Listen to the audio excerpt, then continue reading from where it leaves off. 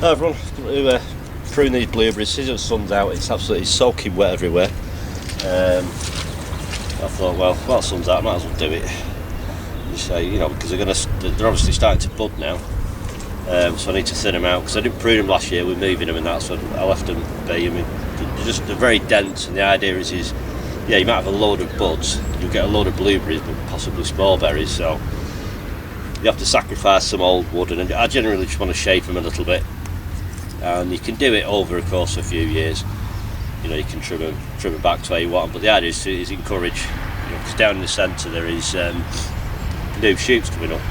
You want to select which ones you want to keep. It is fairly straightforward to tell which is fruit and what's leaf. Obviously you get big buds and small buds. So the general rule of thumb is that the big buds at the tips, will generally be flowers, which will in turn be your blueberries. And then like that, I'll snip this bit off here, get up to the camera and I'll try and show you. Like here you've got small buds, they'll be leaves, and then these will be blueberries. So you roughly get, 6 berries per cluster. So there could be like, at the end there, there'll be quite a dense bunch of blueberries at the end there, which on a little branch can be a bit much. You need to make sure you've got a branch that can support it, otherwise they're going to be hanging on the floor. So I'm going to try and get rid of a lot of the lower ones today. There's no real science behind it. I mean, as long as you don't completely ram the thing right down to nothing, it'll come back. So it's sort of like you think, oh dear, I've cut a bit too much out. No man, it'll grow back the year after. So you just do with what you've got, because there's that many different ways. You go and find out information. There's that many different ways on people do it. It's just, you can't really do anything drastically wrong. You just don't think I'm going to keep it small and compact, because that's not the idea. You need to allow airflow and sunlight for ripening and all that lot. So this is probably the densest one. So this will be the hardest one for me to do. And this is actually one of the smaller bushes. These two at the front here are actually the smallest of the bushes. They go up in size. The ones closest to me at this end are small, then there's medium size and there's large. And it's funny, the larger ones tend to just be about the same as the middle ones, really. I mean, I've got one over there with the medium size, but there's not much on it. So when I prune that one, I'm going to take some dead wood out. It's not dead wood, it's old wood. So I want to try and get some more shoots from the middle, because there is loads of new shoots down the middle, a lot of spindly ones. You have to be willing to sacrifice, sometimes a fair bit. The idea is cut them off, low to the ground. I couldn't find me really good secateurs, for cutting through thick stuff, so I'm just hoping for the best with these. So get rid of this one right close to the ground if I can. Nearly no water. Should cut through. Ideal with the left hand palette. I might think there's quite a bit, but it's got to be done. I had a really good crop from last year, which might have stressed them out a bit. But there's absolute stacks of buds on this year. So it's just working out what you're gonna get rid of. So I think I'll get rid of that one as well. As low down as you can.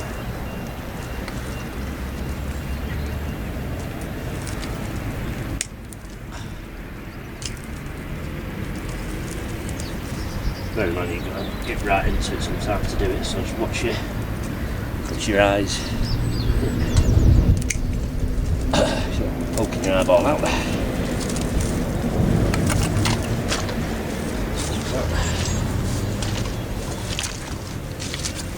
But anything that looks a bit spindly and horrible, like this one here, it's got a lot of low laying stuff. It's an oldish one, so I'm going to get rid of it, because it'll just encourage a fresh one to come up. Get rid of that one.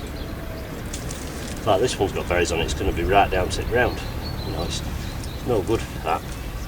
I'll get rid of that. And I'll get rid of that one there as well.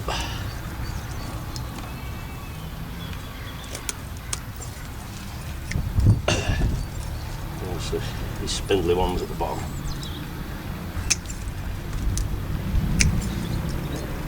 Anything that's crossing, you know, I could leave that, I could get rid of that and leave this one to grow, but it's kind of gone a bit skew with, so I'll get rid. And just look for any sort of badly crossing bits, so a bit chunky, it's coming right across the middle. Like that. There's another one here that's, you know, it'd be a nice branch, but it's right across the middle of the plant, you know, and I do like to try and keep centres fairly open. Like this one's got a bad top on it, so I'll just I'll come down to here, and I'll shear it off there. Yeah, that'll obviously check that. Just sprout more laterals. And what you're looking for is just anything that looks a bit grotty. It's not so clever. I trim that back in the hole through, but because I'm cutting it quite short, so that's nice. And there it comes out. I might get a couple of these growing this year and then get rid of that one next year. I'll leave that one this year, but that'll probably go next year.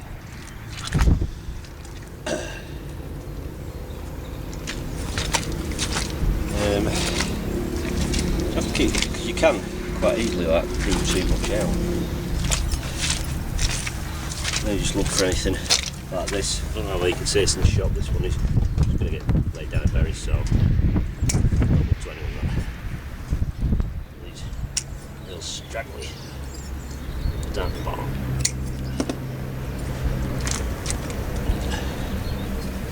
You know, you don't really want anything that's. You know, if you get a few thin ones down at ground level, you know, like coming up nice and straight, fine. You know, they'll grow into a nice shoot. You can try and leave them be for the first year. They're not too big, and see how they grow.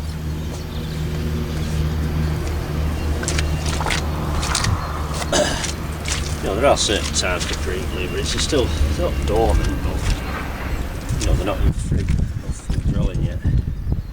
That's got a bad tip on it there. Get rid of that. I don't want to get rid of that branch.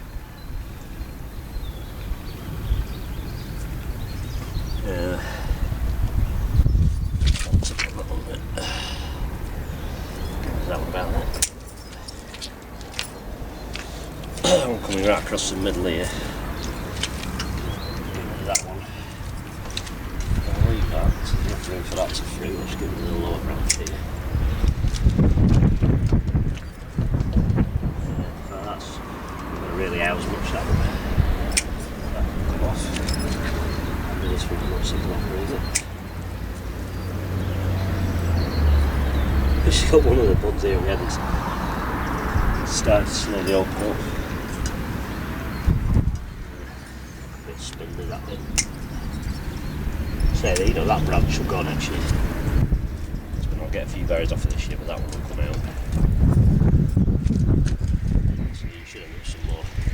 You know, if you create space, then you know the new shoots should kind of head for that. That's the idea anyway.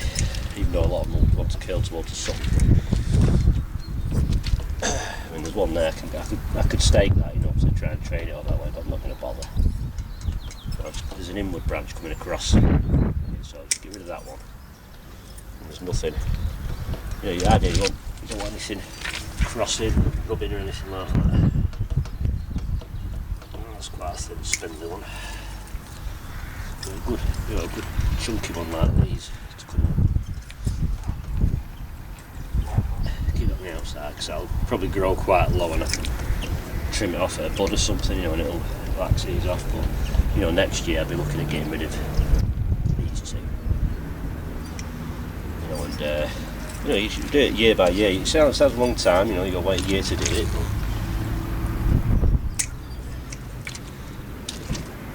at least you're not absolutely butchered the hell out of it.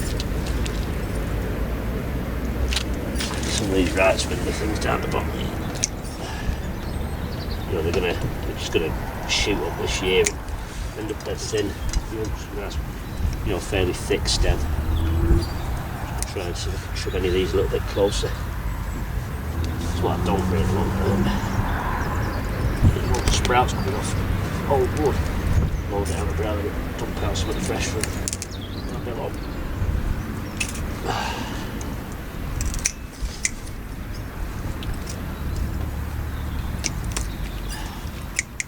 You don't sharper secateurs, so should you always use sharp secateurs for this?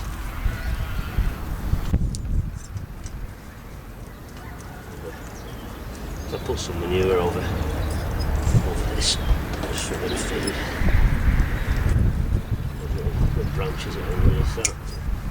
We'll go to anyway.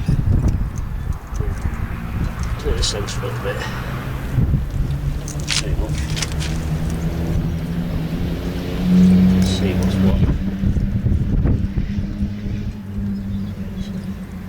Trim it off that negative. Go down.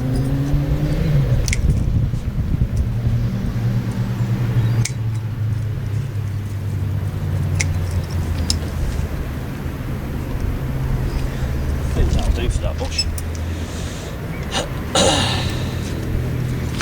Yeah, I think it's like little tiny. It's like dead wood. Some on the tips, and you just get random little axes, twiggy branch come off. I mean, like I say, these two they are crossing a bit. Now there's a space here, bumping, you know, this come over, that comes over. Great. I'll get rid of one of these two next year. Whatever. I mean, this obviously looks more like.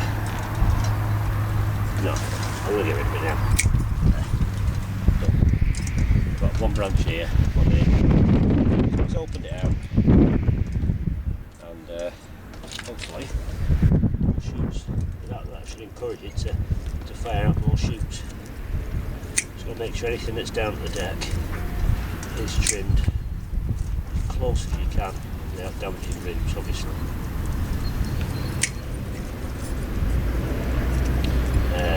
Regarding pH and stuff, I water these with diluted vinegar and water. Obviously, you don't want to like being a chicken, you go and take a lot of vinegar over it, you know. There are the ways, sort of sulphate iron, sulphur. You know, I do use sulphur powder. You know, just puff around the, you know, just around the outsides of them. Do that once or twice a year. I usually do that when it's just about to start really kicking off. There's another one there, it's not the best of branches, so get rid of that. That one's not looking too great either.